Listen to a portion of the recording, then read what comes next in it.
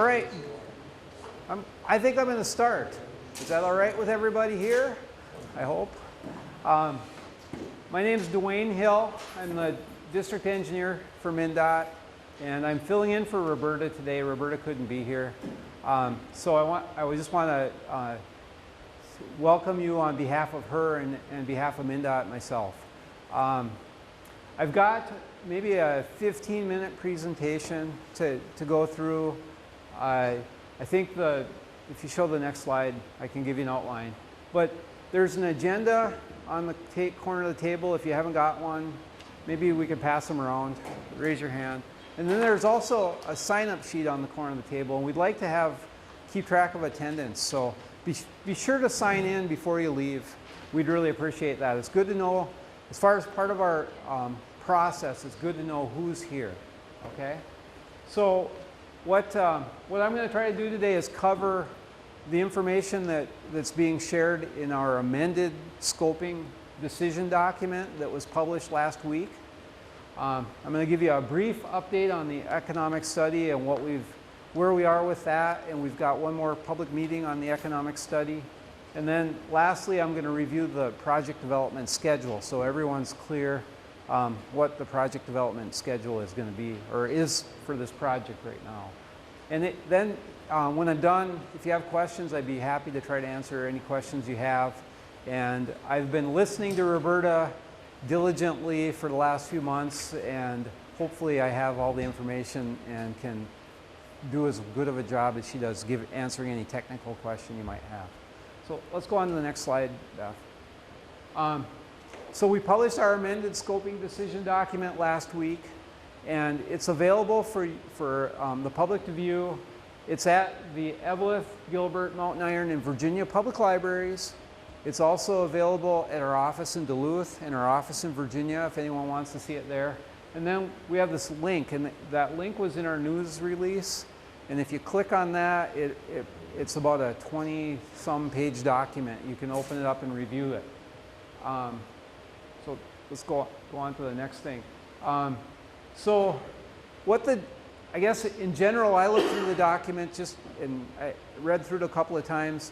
And what it does is it describes the alternatives that we're going to carry forward into the environmental impact statement, the other alternatives that we considered that we aren't carrying forward into the environmental impact statement, and why we're not carrying those forward.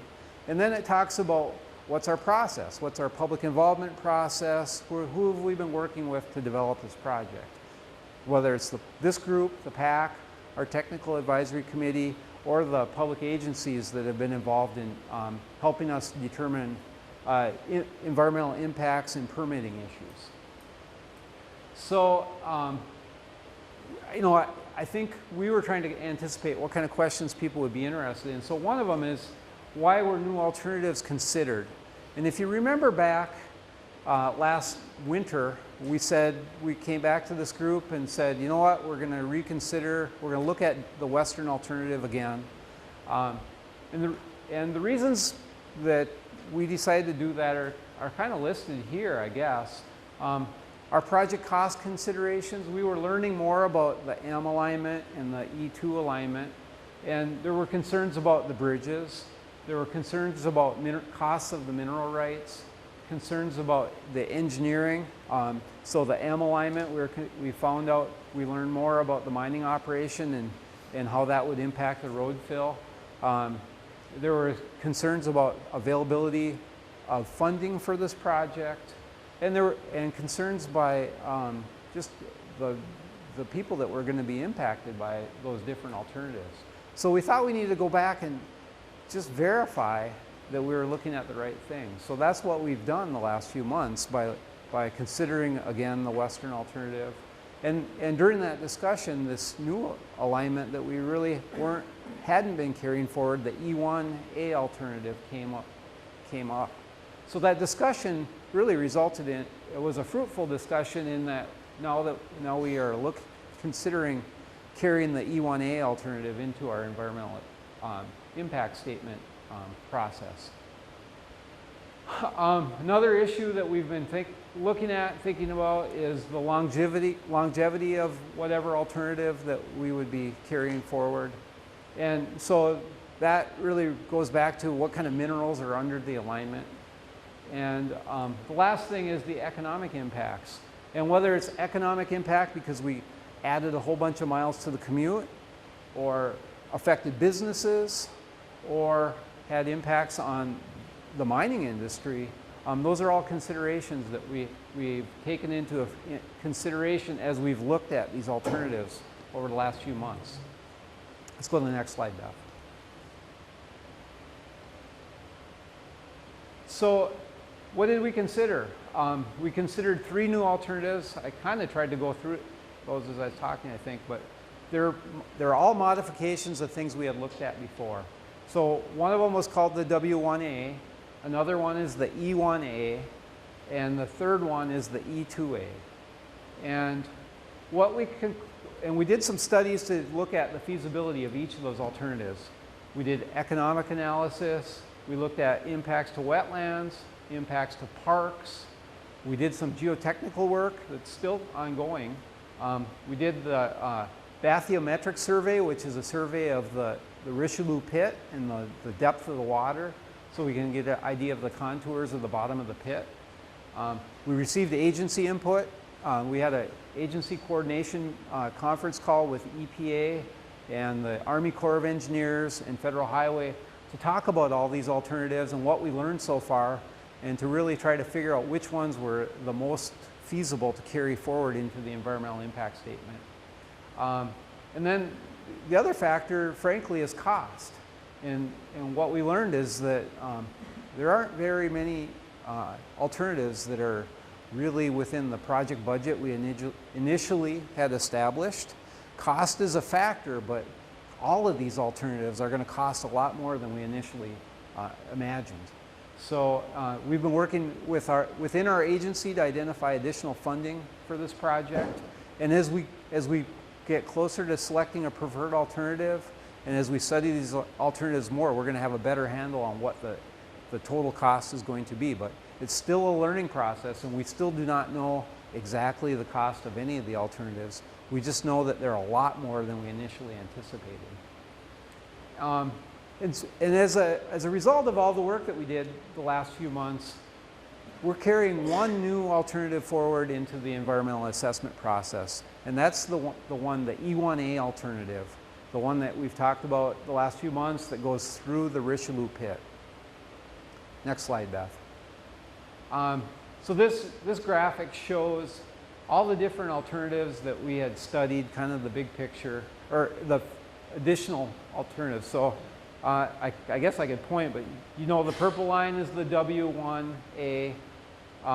You can see the E1 and E1 alternatives up here on the map in blue. You can see the E2 and E2A alternatives in red and blue up here. And you can see the existing roadway on that map. So those are the different permutations of things that we've looked at since the initial scoping decision document was published. Go ahead, Beth. So, I think everybody here was probably happy to hear that we weren't carrying W1A forward when we did the press release about publishing this document. Why did we decide to drop it? What we learned in the last few months were that there were certainly significant economic impacts, both travel time and distance, and impacts to the local businesses. And we're still working to complete the study that we've done and put that into a technical report so we can put an actual dollar number on those total economic impacts of that W alignment. There was some cost considerations, and I think those 4 separated rail crossings kind of factor into what the heck that was going to cost. And I know from our initial consultant's cost estimate for that alignment, it was over $100 million in construction costs, plus right-of-ways on top of that. So we know at least the ballpark range of what that western alignment would cost, which is something we didn't really know before we did the work the last few months. Additionally, we know there was significant number of relocations. I don't know the number off the top of my head, but I know that Roberta had told people a few times the number of total take relocations plus the amount of additional right-of-way that we needed was significant. And we also know that the number of wetland impacts on that alignment is significant, and significant enough that the Corps of Engineers told us it would be difficult to permit the wetland impacts on the W1A. And we would need significant environmental impacts on another alternative to really be able to convince them that they should permit those wetland impacts. So those were some of the factors that went into the decision.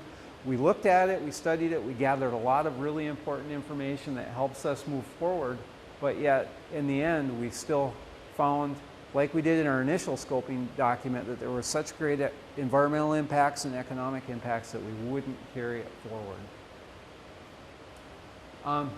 E2A is a version of the E2 alignment that you've seen that had a slight alignment change where the roadway shifted away from landfill road into the off-road vehicle park. Our initial thought about looking at that alternative was we knew it would have parkland impacts, but we thought maybe it would go over less mineral resources. And before we had completed borings, we didn't know what kind of mineral resources were under landfill road. So we thought we should look at that and consider that for a while just to see, is the trade-off of buying iron ore resources versus impacting parkland, which one would be better, and how would DNR respond to that as custodian of the school trust land versus custodian of that off-road vehicle park?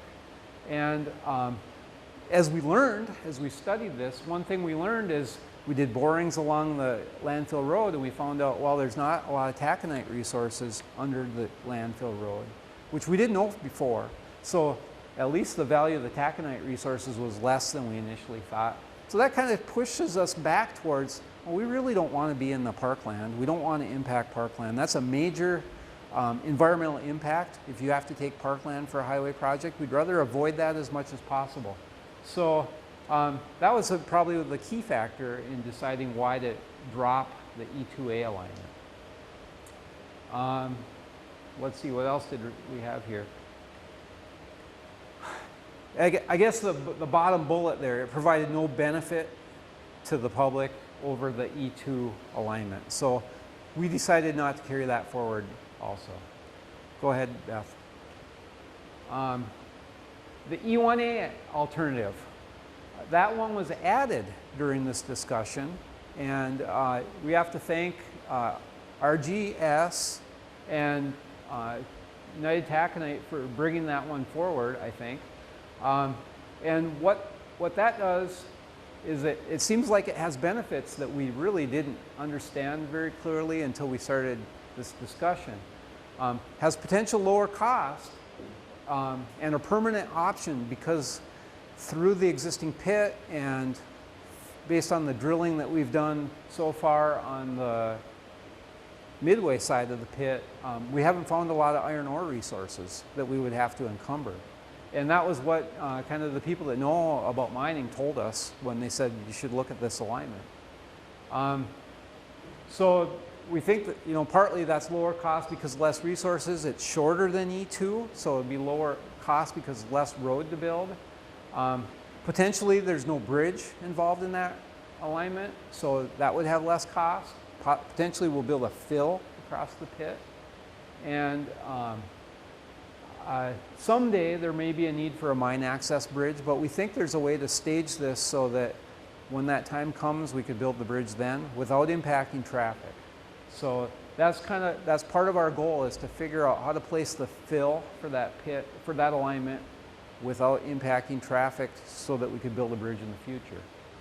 But there are still issues to be looked at on that alternative. It's within the permit to mine boundary. There's still potential off-road vehicle park impacts in order for us to build that, we have to realign part of landfill road so that we've got that parkland issue to still deal with, but it's significantly less than the E2A issue.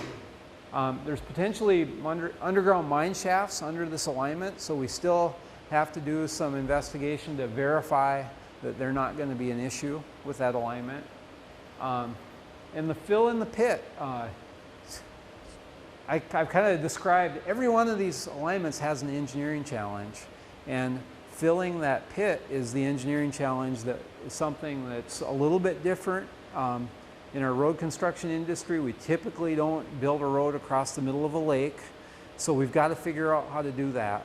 And there's some special considerations, especially when that pit is the water source for the city of Virginia and a water supply for the Minorca mine.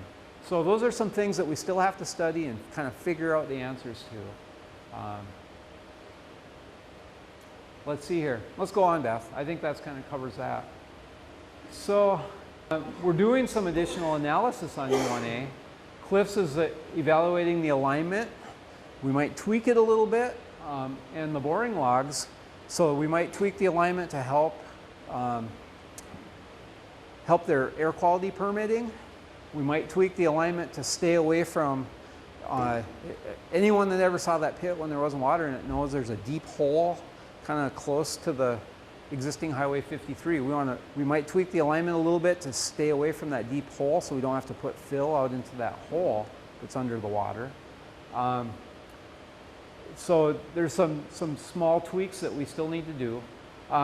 Studies might identify other issues. The whole thing about placing fill in the water is something that we still need to do quite a bit of engineering analysis on.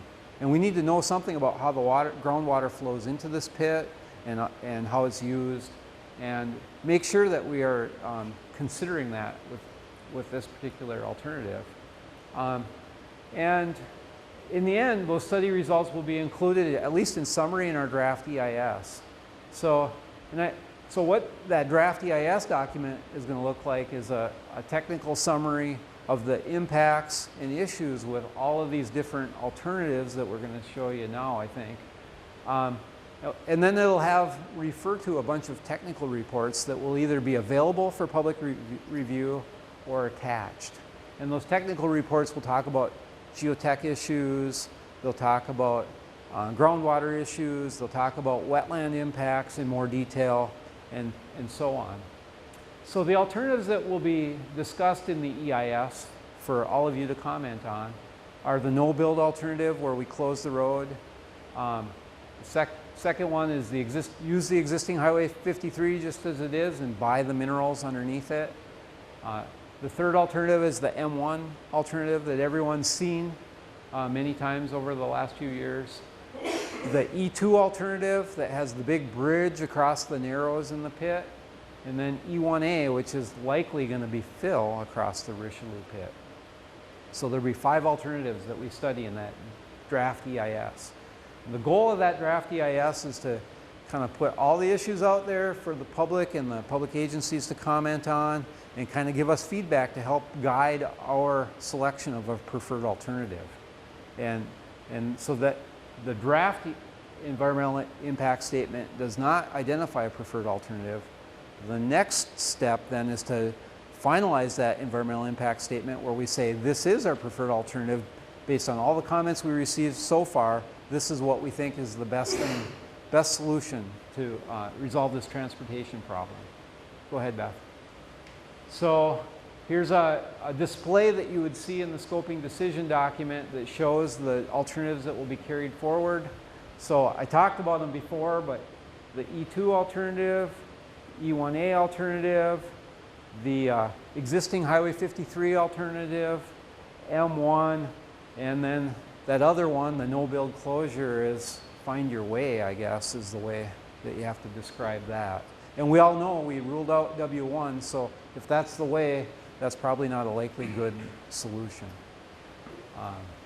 Go ahead, Beth. Okay, the economic study. I wanted to give everybody kind of an update on that. So that is mainly focused on what are the impacts if we built W1, right? And we've done 2 phases of that study. The first phase was to go interview and find out about local businesses and where their customers come from. One of the elements of that was to do a customer spotting survey. We had 6,332 individual customers that replied to that customer spotting survey at 17 businesses. And our consultant is collecting all that information. They're about halfway done processing that information. The second phase of that was at the request of Representative Metza, and he wanted to make sure that we outreached to all the businesses in the Quad Cities area. We sent out a mailing to, I think it was about 500 businesses with a personal letter saying, please respond to a survey. And we asked them some general questions about how do you think this project, any of the alternatives on this project, but specifically the western one, would impact your business. And from that survey, we got 76 responses of from those businesses. And we're in the process also of analyzing those responses to try to help frame the business impacts of that alternative. And I think in the week of September 16th or 17th, we have a meeting that's scheduled to kind of bring all the results of that study forward to the public and get your input in that. And our goal is to combine that information together into a technical report. It's available if we ever need it someday, but we want to have that number or this work completed in a form that's acceptable to the community, that's publicly known to the community, and we can set it aside. And it's really important for us to finish that work. You know, the downside of this whole process is we're not done until we build something. And we need to have that done so that if we ever have to dust it off again, we can remember what we did and we have a definitive product to use to make sure that we're still making the right decision as we go through this environmental assessment process or impact process. So the study report will summarize the findings, and like I said, it's something that we want to complete, put on the shelf. We need your input to finalize that. The last thing that I'm supposed to cover today is our EIS schedule. Back in February 2012, we published our scoping document and our draft scoping decision document. We had a public meeting in March. We had a scoping decision document in September of 2012 where we narrowed down the alternatives to really the no-build alternatives plus the E and the M. We amended it this last week in beginning of September, and in the spring of 2014 we'll be publishing our draft EIS, and we'll be holding a public hearing on the information in that document. We'll be collecting that information and responding to all the comments that we get over that next spring and summer. When we get all that work done, we'll be able to publish our final EIS and identify our preferred alternative. And the final EIS we would expect to be publishing during the winter of 2014. Our record of decision and our adequacy determination will be done in the spring of 2015. We also hope to be starting construction in the spring of 2015. This is going to be a 2-year project. We've got to be done by May 7th, I think, 2017. So we really need to be starting construction in 2015 in order to deliver this on time. So the time frame between when we make that final decision and when we select our contractor to be building something, it has to be very tight in order to deliver this thing on schedule. So that kind of concludes the things that I wanted to cover that you saw on the agenda, and I'm happy to open this up to questions or comments and see if there's anything I can answer. Yes, sir. Is there anybody here that worked in mine, visual mine, besides me? We used to get our cans, dairy cans. We used to get water out of the pit. We have a picture or something here showing the east side of the pit wall. I do not. Okay, that's where we got our water. Okay. Ladders came into the side of the mine. A couple volunteers, they climbed up to the top fill up the jerry can, decimal can, they call it.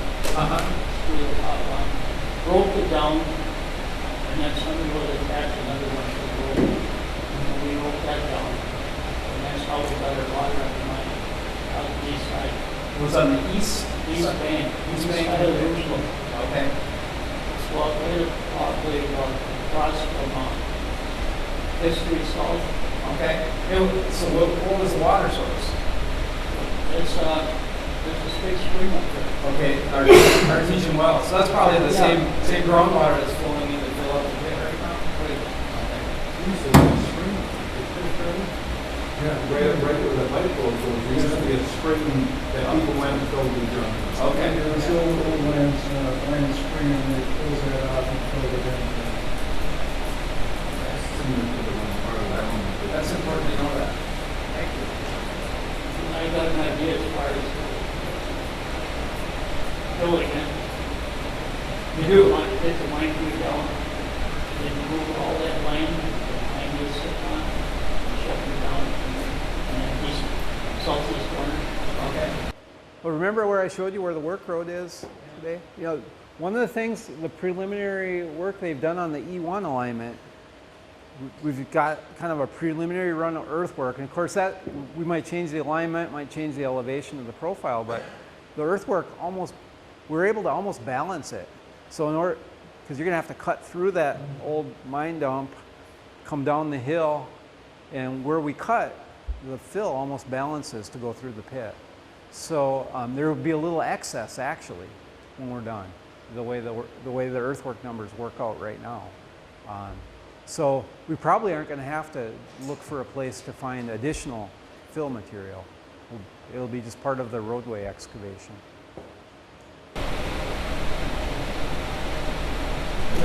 Yes?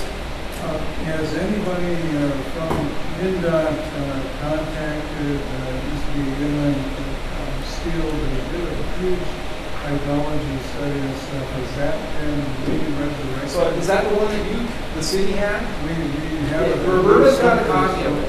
She's got a copy of it. Yeah, she's got a copy of it. Okay. Yeah. So we're going to use that as a basis to kind of hire a consultant to review that and then add to it. And that was a huge study back when inland wanted to fill the pit. Sure. Bob, you have a question? Can we assume that there's no build options that are kind of unrealistic in this case, or are they service? They are, as far as when you follow the EIS process, it's required that we consider them. So whether they're reasonable or not, we're required to consider them. Wait, one other question. The public comment period, are they going to publicize specific dates for that? Oh, yes. Yep. And it'll be after we, just like with this amended scoping document, we'll have a press release, we'll make it available for people. And so the comment period is based on what's in the document. So we'll be giving that to people to review. And that's where one of the ways that we would collect comments is people can write us letters directly based on what they read in that document. And then we're also required to have a public hearing, which where we would try to either present the information or show it on displays and ask for feedback from anybody that wanted to come to that hearing. So those are the kind of the two methods that we use to get public input. Any more questions? Yes, sir. Did you get any response from the big stores in Virginia, like Target and Supermarket? I don't know the details of who responded in the economic analysis. I can't answer that question. I think somehow the information will be shared. I'm not sure in what detail, but at least categories of businesses, I know they'll try to share that.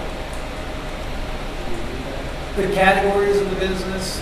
So is it a big business or a small business? Is it retail? Is it restaurants? Is it lodging? And that's the way I think they'll kind of categorize who responded. Did you have any informal indication from any of those big businesses about I have not had any. Did you work sometime? I don't know. I really don't know. surprised that we haven't had any actually. Wayne, to answer that gentleman's question, Mr. McComb at one meeting after the meeting had told me that they were going to contact Target, and Super One was highly involved with this, with their corporation. Menards, I talked to their manager, they were going to be involved with that, but that came out separate from somebody, they're going to do those individually, so you have to ask Mr. McComb, who's going to be presenting an economic study, I think, in a couple of weeks here. Right. But he's had lots of working relationship, Mr. McComb has, with Target Corporation, so he knows those people personally. He assured me that they would be contacting Big Lots store. You have to go for an example of Target before you that store, or do you use something else? I don't know that answer. Mr. McComb will be here in 2 weeks to answer those questions.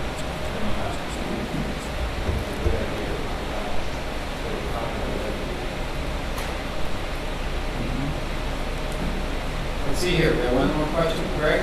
Yeah, I've made the statement a few times, and the big concern of Virginia Public Utilities as well as the City of Virginia is our infrastructures that are going to have to go with the highway alignment. Right.